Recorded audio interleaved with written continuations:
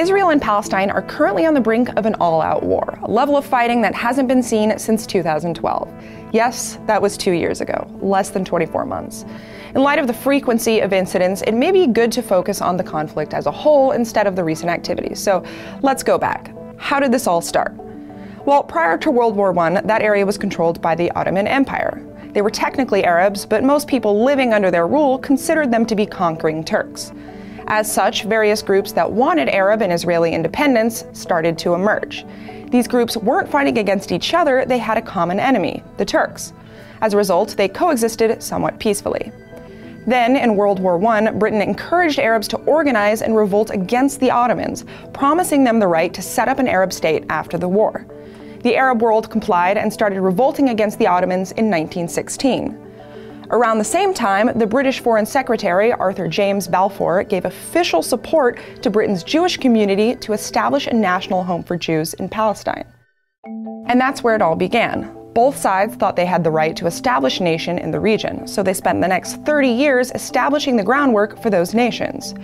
Arab groups did that by fighting against the Turks and organizing themselves into somewhat cohesive national identities: Iran, Iraq, Palestine, etc. The Jews did it by migrating en masse to the area and setting up their own economy and system for self-governance. Their migration was spurred on by hundreds of years of Jewish persecution in Europe, 2 world wars, and the Holocaust. So Israel was established in large part as a safe haven for Jewish refugees.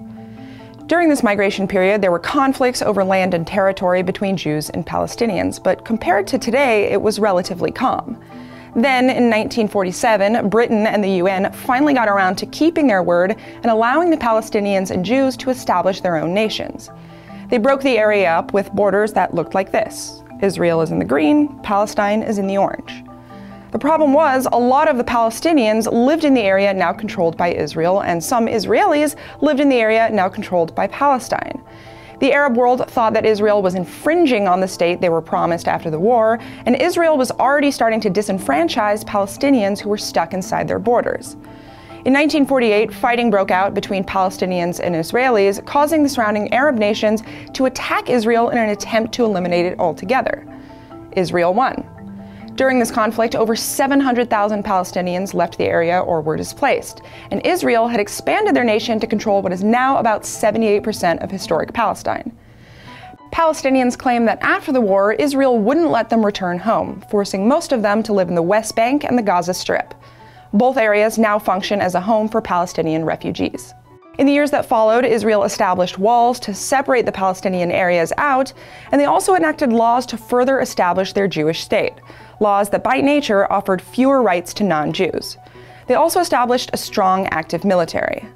There are way too many incidents and military conflicts that took place after that to recount here, but the basic story for each conflict is generally this.